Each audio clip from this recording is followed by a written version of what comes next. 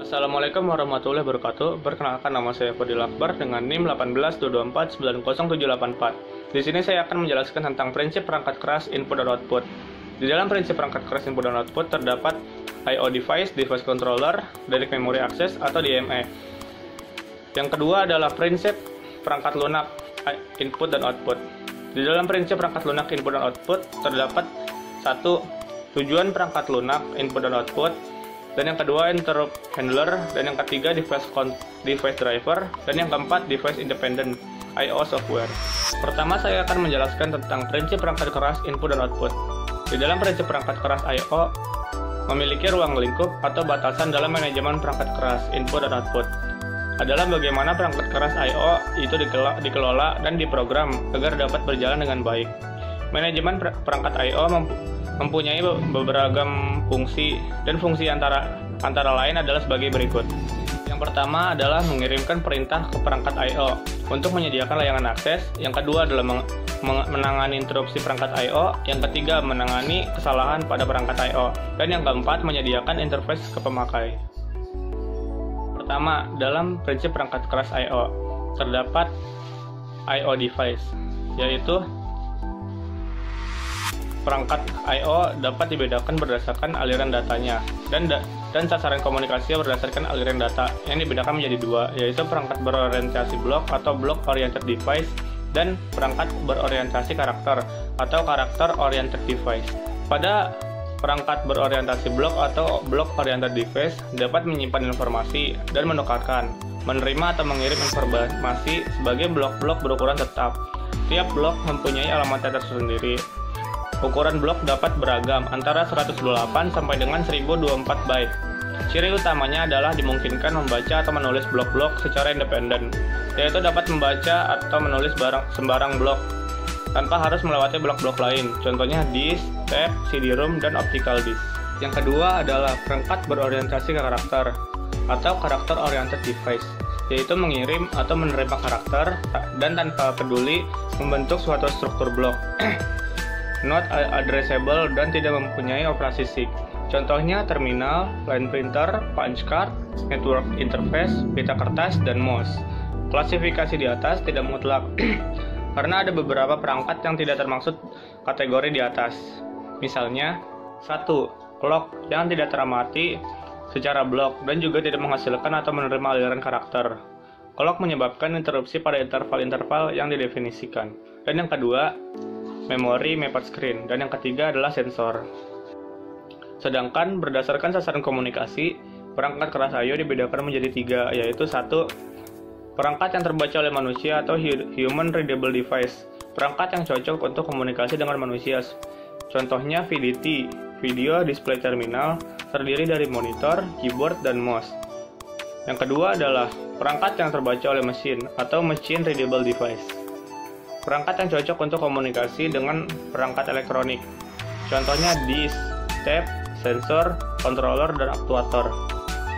Dan yang ketiga adalah perangkat untuk komunikasi, perangkat yang cocok untuk komunikasi dengan jarak jauh seperti infrared, Bluetooth, wireless, dan lain-lain. Unit I/O juga meliputi komponen elektronik.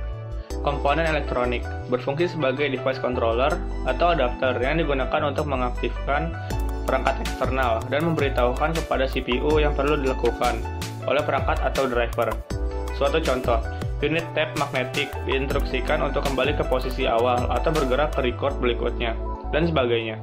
Sementara itu, untuk teknik mengoperasikan perangkat I/O meliputi tiga cara, yaitu 1. Perangkat I/O terprogram atau programmed I/O.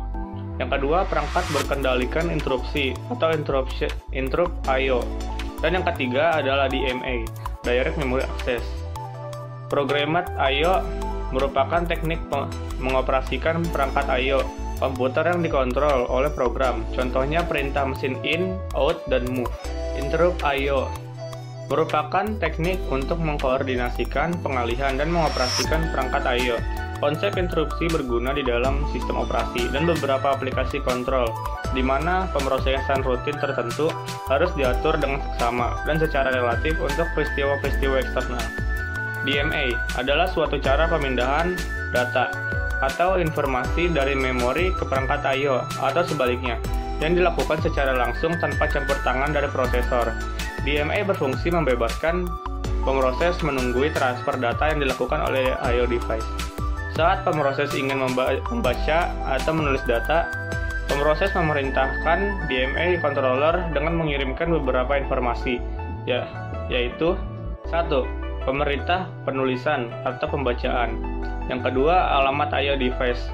Yang ketiga, awal lokasi memori yang ditulis atau dibaca. Dan yang keempat, jumlah word atau byte yang ditulis atau dibaca. Setelah mengirimkan informasi ke DMA controller, pemroses dapat melanjutkan ke kerja lain. Pemroses mendelegasikan operasi I/O ke DMA. DMA mentransfer seluruh data yang diminta ke atau dari memori secara langsung tanpa melewati proses. Ketika transfer data selesai, DMA mengirimkan sinyal interrupt ke pemroses. Proses hanya dilibatkan pada awal dan akhir transfer data. Operasi transfer antara perangkat dan memori utama dilakukan sepenuhnya oleh DMA. Pemroses hanya melakukan interrupt bila operasi telah selesai. Keuntungan penggunaan DMA ini ialah peningkatan kinerja prosesor atau I/O dan meminimalisirkan overhead. Pada waktu data ditransfer dari controller ke memori, sektor berikut akan melewati di bawah head dan bits sampai ke controller. Controller tidak dapat melakukan akses ke I/O dalam waktu yang bersamaan, maka dilakukan interleaving atau skip block. Hal ini memberi waktu untuk transfer data ke memori. Interleaving ini terjadi pada disk, bukan pada memori. Yang kedua, prinsip perangkat lunak I/O. Pemanfaatan perangkat lunak untuk mengelola I/O ini pada dasarnya adalah mengorganisasikan software dalam beberapa layer, di mana level bawah menyembunyikan akses atau kerumitan hardware, dan untuk level di atasnya, level yang akan berfungsi sebagai antarmuka atau interface ke pengguna. Adapun kriteria, karakteristik atau tujuan perangkat lunak I/O adalah 1. Konsep dalam desain software I/O merupakan device independent dan tidak bergantung pada device yang digunakan. Kedua, penamaan yang seragam atau uniform naming. Penamaan file berkas atau perangkat adalah string atau integer dan harus sederhana, tidak bergantung pada device. Contoh, seluruh disk dapat dibuat dengan hierarki sistem file menggunakan NSP. Yang ketiga adalah penanganan kesalahan atau error handling. Error harus ditangani sedekat mungkin dengan hardware. Contoh pertama, controller, device driver, dan seterusnya. Dan tidak bisa ditangani beri pesan. Yang keempat adalah synchronous atau blocking dan asynchronous atau interrupt driver. Transfer kebanyakan I/O adalah asinkron. Pemroses memulai transfer dan mengabaikan untuk melakukan kerja lain sampai interupsi tiba.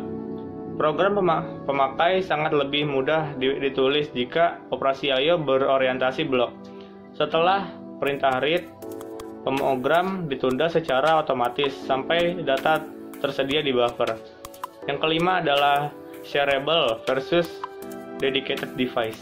Beberapa perangkat dapat dipakai bersama seperti disk, tapi ada juga perangkat yang hanya satu pemakai yang dibolehkan memakai pada satu saat. Misal disk untuk shareable dan print untuk dedicated.